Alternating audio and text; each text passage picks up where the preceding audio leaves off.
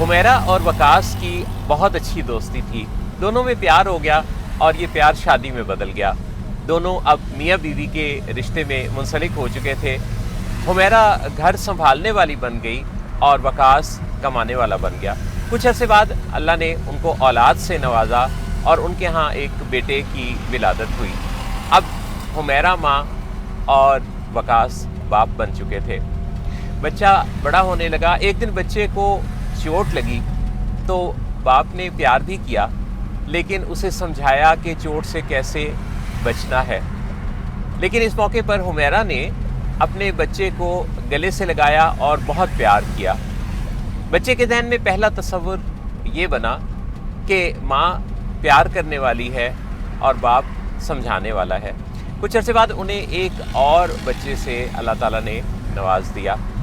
اب دونوں بچے بڑے ہو رہے تھے۔ بچے غلطیاں بھی کرتے ہیں۔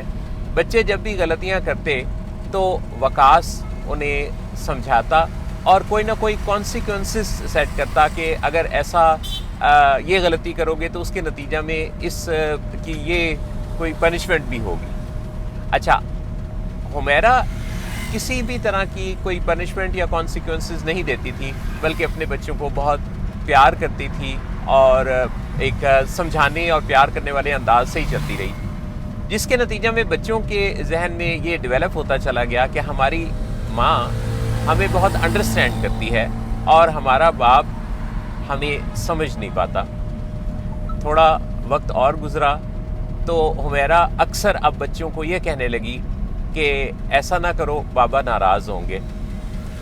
اور وقاص صاحب جب اپنے آفس ہوتے تھے، مصروف ہوتے تھے، تو اس سے ان کی غیر موجودگی میں حمیرہ کو اپنے بچوں کے پاس کافی وقت گزارنے کا موقع ملتا تھا۔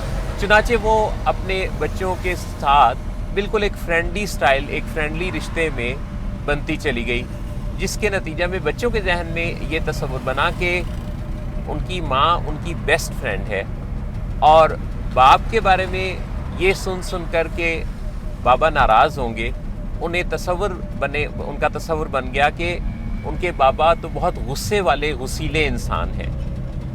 پھر کچھ اور وقت گزرا، اب کے بچے اپنی ساری باتیں اپنی ماں سے شیئر کرتے تھے اور باپ سے بات کرنے میں جی چراتے تھے، کیونکہ ان کا یہ تصور بڑا پکا قائم ہو چکا ہوا تھا کہ ان کی ماں ایک رحم کرنے والی، پیار کرنے والی اور احساس کرنے والی شخصیت ہے، جبکہ ان کا باپ ایک سخت اور کوئی نہ کوئی ان کے لیے نصیحتیں کرنے والا اور سارا دن دفتر کے کاموں میں مصروف رہنے والا انسان ہے۔ وہ تو ٹائم ہی نہیں دیتا۔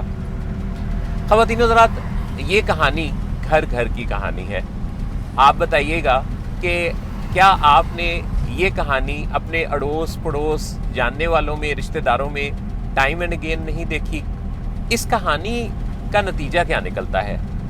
اس کہانی کا نتیجہ یہ نکلتا ہے کہ ان بچوں کی جو غلطیاں کر رہے ہوتے ہیں، ان کی اصلاح کرنے والا جو کردار ہے وہ متنازع ہو جاتا ہے۔ ان کی اصلاح کرنے والا جو ان کا رشتہ ہے وہ ان کی نظروں میں باعزت نہیں رہتا، جس کے نتیجہ میں ان کی اصلاح ہونے کی بجائے ان کے اندر ایسے رویے پروان چڑھتے ہیں، جس کے نتیجہ میں وہ اپنی زندگی میں وہ کامیابیاں، وہ کامرانیاں حاصل نہیں کر پاتے جن کو وہ ڈیزرو کرتے ہیں۔ اس میں ماں اور باپ دونوں ہی کو یہ سیکھنے کی ضرورت ہے کہ اپنے رشتے کے تقاضوں کو پورا کیسے کرنا ہے۔ اگر مائیں یہ غلطی نہ کریں کہ وہ اپنے ہسبینڈ، بچوں کے فادر کے بارے میں یہ امپریشن، یہ تاثر ڈیولپ نہ کریں کہ وہ اس طرح کا یعنی وقاص جیسا انسان ہے، اور اگر باپ اپنی بیگم کے ساتھ مشورہ کیے بغیر، ایک پیج پر آئے بغیر ڈائریکٹ بچوں کو ڈیل کرنے کا چارج نہ سنبھالیں جیسا کہ وقاص نے کیا، تو کتنے سارے مسائل ہیں جو حل ہو سکتے ہیں، اور ہم کتنی خوبصورت نسل کو تربیت دے سکتے ہیں اور ایک بہترین مستقبل سے نواز سکتے ہیں۔ اللہ تعالیٰ نے اگر ہمیں ان خوبصورت پیارے رشتوں سے نوازا ہے تو پھر ان رشتوں کو، ان ذمہ داریوں کو اٹھانے کے لیے سیکھنا بھی بہت ضروری ہے۔ مگر ہمارے ہاں زیادہ تر سوشل میڈیا کا استعمال انٹرٹینمنٹ کے لیے کیا جاتا ہے. زیادہ تر لوگ سوشل میڈیا پر سکرولنگ کرتے ہیں اور ہر اگلی ویڈیو یا ہر اگلی ریل پر محظوظ ہونا چاہتے ہیں، کیونکہ سوچ بچار اپنے ساتھ تبدیلی چاہتی ہے، اور تبدیل ہونا ڈسکمفرٹ بھی تو محسوس ہوتا ہے نا.